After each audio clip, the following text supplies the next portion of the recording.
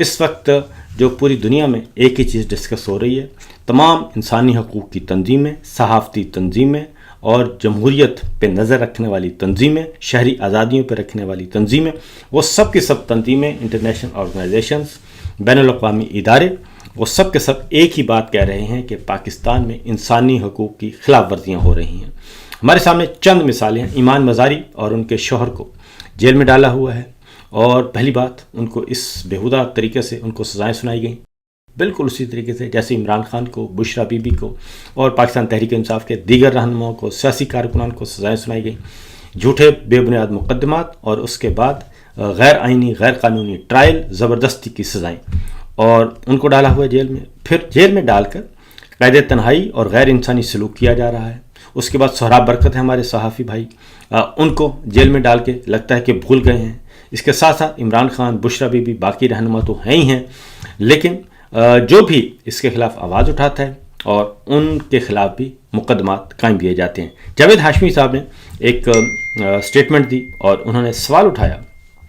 Field marshal K لیے کہ بادشاہ سلامت، آپ جو کچھ کر رہے ہیں اس کا آپ کو حساب تو دینا پڑے گا، اور اس دنیا میں بھی اور آخرت میں بھی۔ مانچسٹر میں خاتون نے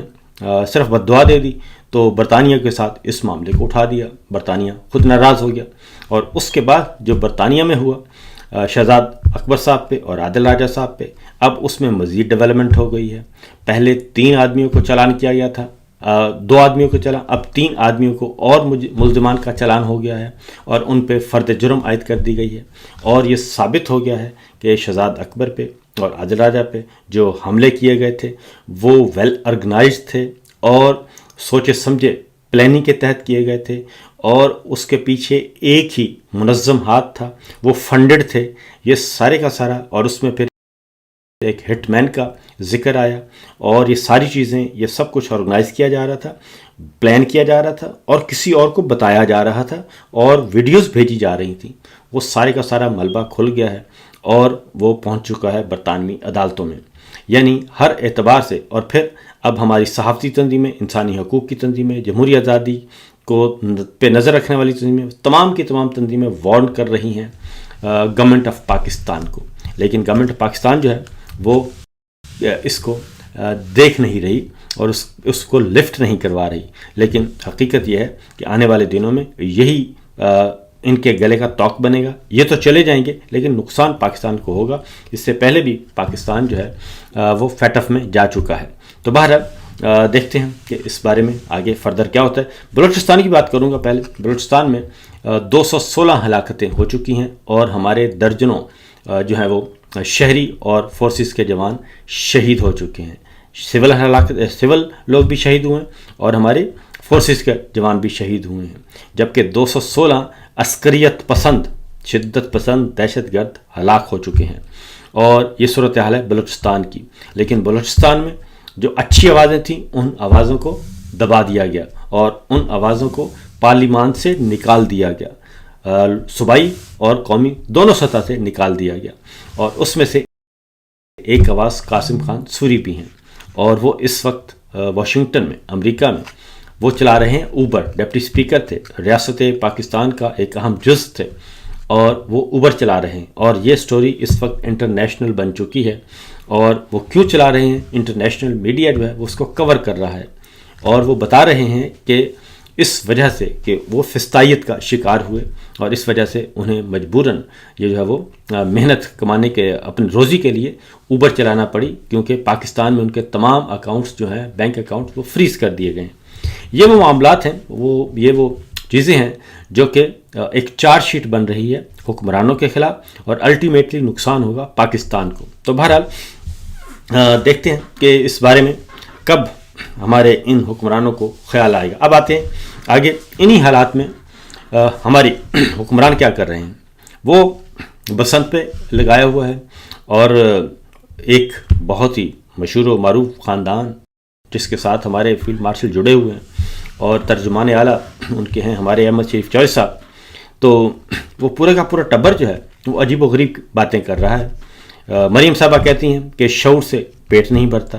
اور کیا شعور سے کوئی روٹی کھا سکتا ہے؟ اس کے بعد چچا کہتے ہیں کہ بھکاریوں کی کوئی اوقات نہیں ہے، ہم بھکاری ہیں، اور اس کے بعد وزیر دفاع ان کے کہتے ہیں کہ ہم امریکہ کو انکار نہیں کر سکتے، اگر انہوں نے انکار کیا تو وہ ہمارا وینٹیلیٹر نکال لیں گے۔ اور اس کے بعد ان کے والد محترم نواز شریف صاحب کہتے ہیں کہ اگر ہمارے اثاثے جو ہیں وہ ہمارے اثاثے زیادہ ہیں جو ظاہر کیے گئے ہیں تو اس سے آپ کو کیا ہے۔ حمزہ شہباز کہتے ہیں کہ کرپشن تو بچوں ہوتی ہے، یہ ایسا آپ کا خاندان جو ہے وہ مسلط کر دیا گیا ہے، اور اس خاندان کے ذریعے ہمارے عسکری حکمران جو ہیں فرد واحد بادشاہ سلامت، وہ یہ سمجھتے ہیں کہ شاید اس کے ذریعے سے پاکستان میں کوئی بہتری آ جائے گی، تو پاکستان میں اس طریقے سے بہتری نہیں آنے والی۔ ہاں البتہ بسنت پہ لگا دیا گیا ہے، اور بسنت پہ ہماری فارم 47 کی وزیر اعلیٰ جو ہیں وہ لیکچر دے رہی ہیں باقاعدہ طور پہ۔ ٹک ٹاک ان کا بہت زیادہ سرگرم عمل ہے، کئی کیمروں کے ذریعے شوٹ ہو رہا ہے اور شوٹنگ ہو رہی ہے جی، اور اس میں وہ بتا رہی ہیں کہ گڈے کا سائز بتا رہی ہیں، پتنگ کا سائز کیا ہونا چاہیے، اور ڈور کے بارے میں مانجا کیسے لگایا جاتا ہے، یہ سب کچھ کر رہی ہیں، اور صرف لاہور میں، پورے پنجاب میں کہیں اور نہیں، صرف لاہور میں، کیونکہ ان کی پالیٹکس لاہور سے شروع ہوتی ہے، لاہور پہ ہی ختم ہوتی ہے، اور باقی سارا پنجاب جو ہے پسماندہ علاقے ان کے لیے کوئی اہمیت نہیں رکھتے۔ اور جب یہی بسنت عمران خان صاحب کے زمانے میں اناؤنس ہوا، بزدار صاحب کے زمانے میں، تو پاکستان پیپلز پارٹی اور مسلم لیگ نواز دونوں نے مل کر پنجاب اسمبلی میں بسنت کے خلاف باقاعدہ طور پہ قرارداد پیش کی تھی، اور اس پہ پابندی لگوانے کے لیے کہ جناب یہ درست نہیں ہو رہا۔ اور اب جو ڈور ہے، پہلے کہا گیا کہ جناب خطرناک ڈور نہیں ہوگی، اب مریم صاحبہ کہہ رہی تھی ڈور خطرناک ہوگی لیکن گلے کٹیں گے تو کوئی بات نہیں، ہم نے بہت سی اسپیشل ڈاکٹرز گلے کٹنے والے وہ بلوا لیے ہیں، تو آپ نے جیسے جیسے آپ کے گلے کٹتے جائیں تو آپ نے فوراً انہی ڈاکٹرز کے پاس پہنچ جانا ہے، اور آپ کو دی جائے گی، آپ کے گلے جوڑے جائیں گے۔ تو یہ ایک انتہائی مذاق کیا جا رہا ہے، کیونکہ شعور سے وہ کہتے ہیں کہ پیٹ نہیں بھرتا، اور دیکھتے ہیں کہ کون سا شعور ہے کہ جس کی وجہ سے یہ سارا کچھ ہو رہا ہے۔ ان حالات میں بلوچستان میں آگ لگی ہوئی ہے، خیبر پختونخوا میں امن و امان کی صورتحال، ہماری سرحدیں غیر محفوظ ہیں، لیکن ہم سب جو ہیں وہ اس وقت قوم کو اس طرف لگا رہے ہیں کہ شاید ہم گڈے گڈیاں دے دیں گے، ان کے ہاتھ میں پتنگ دے دیں گے، ڈور دے دیں گے، تو قوم ہو سکتا ہے نوجوان نسل تھوڑی دیر کے لیے بے وقوف بن جائے، تو ایسا ہونا نہیں ہے، کیونکہ نوجوان نسل نے اس سے پہلے ہی آوازیں اٹھانا شروع کر دی ہیں۔ اب آتے ہیں بڑی خبر کی طرف۔ وہ جناب تحریک تحفظ آئین پاکستان اور پاکستان تحریک انصاف 8 فروری کی طرف بڑھ رہے ہیں، اور 8 فروری کے بارے میں آپ کو میں نے بتایا تھا کہ ایک ڈس انفارمیشن سیل قائم کیا گیا تھا کہ اختلافات کی خبریں پھیلائی جائیں، اور اختلافات کی خبریں، اور اس کے بعد جناب پی ٹی آئی نے یہ کہہ دیا، فلاں لیڈر نے یہ کہہ دیا، فلاں لیڈر نے مخالفت کر دی۔ کل اسلام آباد میں اجلاس ہوا خیبر پختونخوا ہاؤس میں، اس میں پاکستان تحریک انصاف، سنی اتحاد کونسل، مجلس وحدت المسلمین، پختونخوا ملی عوامی پارٹی سمیت تمام اپوزیشن جماعتوں نے شرکت کی ہے۔ اس میں پارلیمنٹیرینز بھی تھے، سینیٹر بھی تھے، سب کے سب اس میں شامل ہوئے، اور پارٹی رہنما، جس میں متفقہ طور پر leader of opposition Mahmood Khan Achakzai صاحب، leader of opposition Raja Nasir Abbas صاحب، وزیر اعلیٰ خیبر پختونخوا، پاکستان تحریک انصاف کی دیگر لیڈرشپ، سب کے سب موجود تھے، اور اس میں متفقہ طور پر یہ فیصلہ ہوا کہ 8 فروری کو مکمل طور پر پہیہ جام ہوگا، شٹر ڈاؤن ہوگا، اور اس احتجاج کو ملک گیر سطح پہ اس کو کامیاب کیا جائے گا، اور اس کو ہر صورت میں